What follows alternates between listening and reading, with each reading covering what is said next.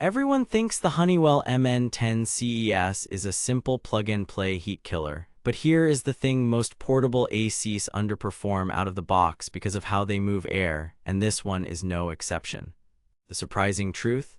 The setup you use matters more than the sticker BTU number. In my tests, the difference between a lazy install and a sealed, insulated setup was the difference between meh and wow.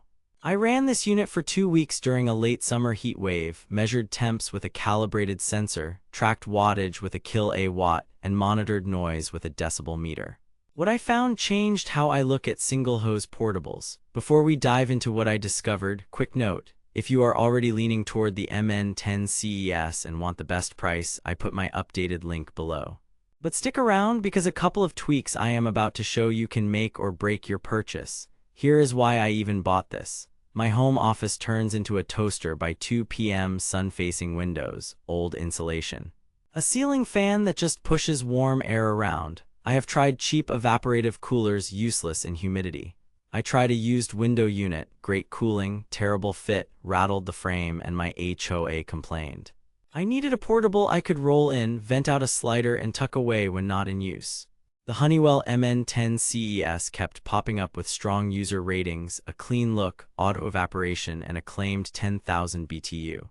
But I have been burned by single-hose units before. They cool the room, but they also pull hot air in from the rest of the house. So I went in skeptical with a plan. Measure real cooldown times, noise, humidity drop, and power draw, then push it in a bigger space to see where it taps out. First test: 12 by 15 bedroom, door closed, blinds down, starting at 82 F and 58% humidity. Fan on medium, target 74 F at 3 feet away, noise sat around 56 dB with compressor running, 52 dB fan only. Supply air at the top vent clocked 54 to 56 F once the compressor settled.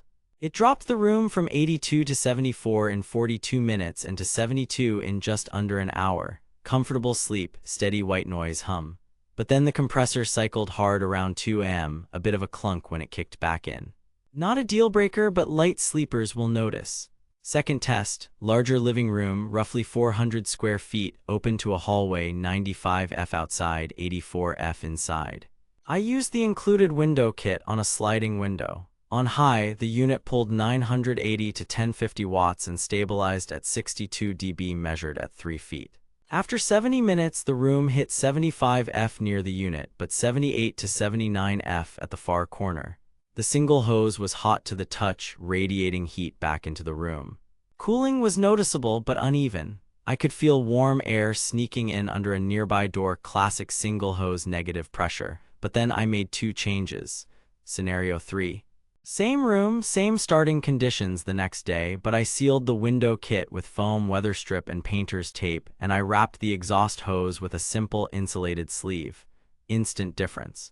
The supply air dropped by about 3 F, cooldown time to reach 75 F improved by roughly 20%, and far corner temps were closer, around 76 to 77 F after an hour. Power draw was unchanged, but the unit cycled more efficiently. This is where most people get tripped up. The MN10CES can do the job in medium rooms, but you have to block leaks and insulate that hose. Fourth test.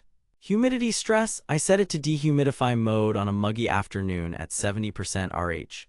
Honeywell claims up to around 60 plus pints per day. In AC mode, it auto-evaporates condensate, and I never touched a bucket in normal use. But then, after about 4 hours of continuous dehumidify in a closed space, the internal tank filled and the unit paused with a drain prompt. Fair enough, that is expected in high humidity. Continuous drain via a small hose solved it. For most people using AC mode, you likely will not need to drain unless you are in extreme humidity. Here is the revelation that surprised me most. The MN10CES is marketed at 10,000 BTU, but like many single-hose portables, that is the older ASHRAE number. Real-world DOE equivalent is closer to the mid-5000 to 6,000 BTU range. Translation: it is best for rooms up to about 300 to 450 square feet if you are sealing things well and the sun is not blasting directly. The good news: with proper setup, it punches at the top of that bracket. In my 2-week run, careful sealing and hose insulation consistently shaved 10 to 15 minutes off cooldown times and leveled out temperatures across the room. Compared to a bargain no-name 10K unit I had last summer, this Honeywell was quieter by 2 to 3 dB, had a more stable compressor ramp, and a smarter auto-evap system. Compared to a good dual-hose model, it is less efficient at handling big open spaces, but in small to medium rooms it holds its own. I also liked the basics. The remote is simple, the 24-hour timer and sleep mode work as expected, the filter slides out for a quick rinse, and the casters make it easy to roll. What nobody tells you. The included window kit is adequate but flimsy if you do not seal it, and that bright display can light up a dark bedroom unless you use sleep mode or cover it. The hose gets hot, wrap it. The unit is not featherlight, so plan your location before you lock in the vent. Now that you know setup is the performance multiplier, you will want to get this dialed before the next heat spike. I linked the MN10CES and the exact hose insulation and foam kit I used below.